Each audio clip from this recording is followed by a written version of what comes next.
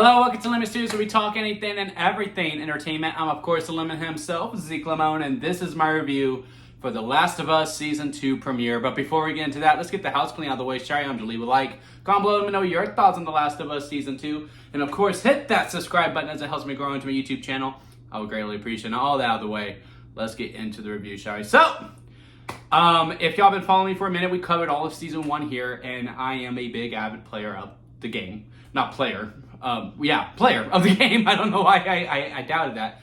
But yeah, I love both games. And, you know, I said this during those reviews as well, is that I do truly believe The Last of Us Part 2, the second one, is one of the best stories ever told. Not just within a video game, but within, you know, movies, television, books, any piece of literature, theater. I don't care. It's one of the best stories ever told. Now, the gameplay is a whole other conversation that we can have, which is actually a conversation that's happening on TikTok right now with my immediate thoughts right after. So make sure you follow me on TikTok to get the immediate thoughts on it. But yeah, there's a big debate going on that we're having there going, no, you know, the first game is a much better game. I'm like, yeah, no. Play-wise, I can understand why Part 2 can feel like a chore in some spots. But when you take just the storytelling of Part 2, which is why it gets me really excited for the show, it is truly one of the best stories ever. That's just personally how I feel about it. So yes, not only was this my most anticipated TV show of the year, this was just my most anticipated thing overall, to be completely honest. And it helps that it comes out 5 days before my birthday, because it feels like HBO just gave me a nice little birthday present right before it. So was really, really excited about it. Cannot wait to talk about it with y'all. Cannot wait to go on this journey with y'all. Hopefully I don't get too attached like I did in some spots. I still kick myself a little bit over the penultimate episode of Season 1, where I was just like, man, this is nothing like the game. I really hope I don't do that with this, because I am much more attached to Part 2 than I am to Part 1. I love Part 1, but, you know, that level with, you know, the cannibals was my favorite level in the whole entire game. And on that review in particular, that was the one where the game got too attached to me. Like, people were even commenting going like, seems like you just wanted to play the game. I'm like, yeah, you know what? You're probably right. Because when I rewatched it, it's a fine episode. But anyway, I've talked too long about not talking about this episode. Let's get into it. First, I thought it was very fitting that this whole episode was surrounding the New Year's Eve party, because if you recall, not just in the game of Part 2, but also the beginning of the marketing for Part 2, because they've been marketing the video game for Part 2 for like 5 years. And the very first piece of footage that we ever got for The Last of Us Part 2 was that New Year's Eve party and that scene between Dina and Ellie. So I just thought that was very fitting that this was where the first episode was all culminating around. We were building up to it. Everybody was going, hey, you going to the party? Hey, you going to the party? Hey, you going to the party? It was very, very cool that we were building up to that. And I just thought that it was very fitting to build it all around that. It does look like we are going to be going more linear within the storytelling as opposed to within the Part 2 game, because, you know, there was a lot of time jumping, going back and forth. All right, here's what happened 15 minutes before. Okay, now here's what happened 15 years before. Okay, now here's where we are right now within the timeline. Does seem like it's going a little bit more linear within that. I like that, because we also get to expand on a little bit more things too, because I don't fully believe that we saw everything that happened right before the New Year's Eve party. I think we kick off, it's been a minute since I played the game, but we kick off the next day after the party, if I remember correctly. So yeah, that was pretty cool to see as well. Really did enjoy everything that was going into seeing the dynamics between the characters and, you know, knowing where everyone is heading to. I will say the only thing that does get me reserved a little bit is, one, we'll talk about the structure of the whole entire season in a little bit, but the use of Abby, because I thought it was really smart. Okay, we're going to show her immediately. We're going to let her know. We're going to let everyone know that she is on the way, because, again, not going to spoil anything that happens within the future of the games, but I did think it was very smart to present her. What I didn't think was smart was then to not show her for the rest of the episode up until the end, of course, on that final shot where they find the town. I just think, you know, because, you know, the story so much is about perspective, right?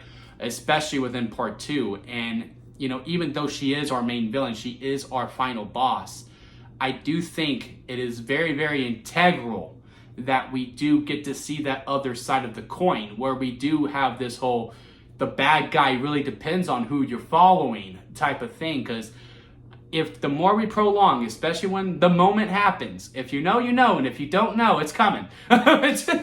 When the moment happens, it's either gonna turn off a lot of people if you don't get people to really understand and side with Abby before the thing happens. Again, not going to go with too specifics of it, but again, if you know, you know, and I think you would agree with me if that is the case. So I'm hoping for episode 2 we get a lot more Abby time.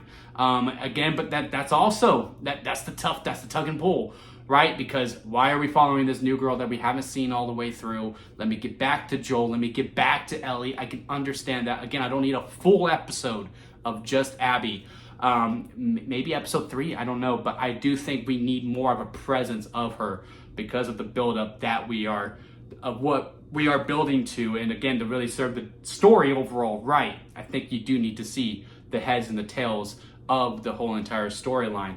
But overall, I did like this episode quite a bit. I did like that we got more infected action. I like seeing the evolution of it, because one of my main criticisms of the whole entire season of season 1 was the lack of infected, where, you know, yeah, sure, it's a drama with infected, with zombies as the backdrop, if you will, but there's still a presence. They're very much part of the storytelling. Like the use of the bloater in season 1 just really irked me quite a bit. And I like how in season 2, like, hey, not only the people have evolved, but the infected have evolved too, and that was very much present within the game as well. The scene with the stalker was really good. It was very eerie, brought the horror vibes that I think that was really lacking within season 1 for a bit.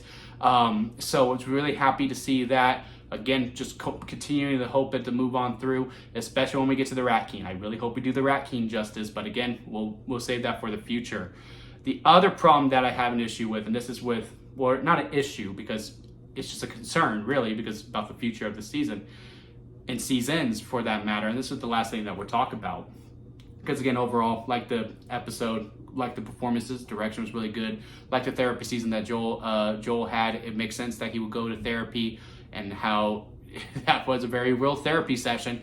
Not necessarily, you know, with the therapist being drunk and then, you know, blaming him for the death of her husband and all that, but just the whole, that's bullshit. Like that, because my therapist has definitely done that to me after a while, and I appreciate it.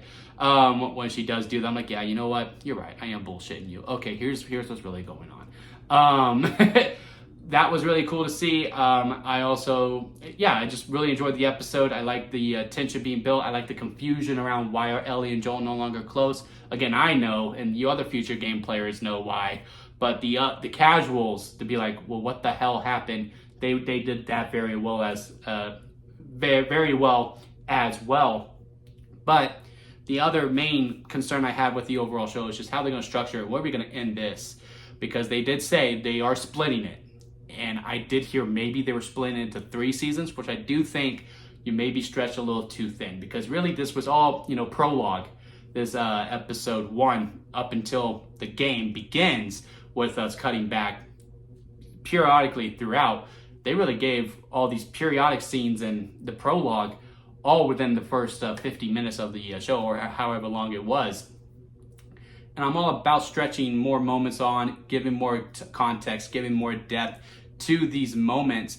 And I'm all for that. But I do think if you do it to 3 seasons, you're stretching it very thin. And again, where do we end this? Do we end this at the moment? If that's the case, I think you probably turn a lot of people off into season 3. After that, then where else do you end it? Are you doing game 2 as season 2 and season 3? And then season 4 was the rumored game 3 that will probably never come to see now, and they'll just wrap it up within the show. I do hope that it is more that way, because I do think game 2 is too long for just 1 season. But I think 2 seasons is perfect. 3 seasons, I think we might be stretching it out a little bit too much. But yeah, that's my only other main concern, is I just don't know which spot that we will end it on this season. For season 2, I just don't know where we end off, because there is one spot that I do think you could, but I just don't know how you could stretch 8 episodes into that. And 2, I do think you're going to turn a lot of people off.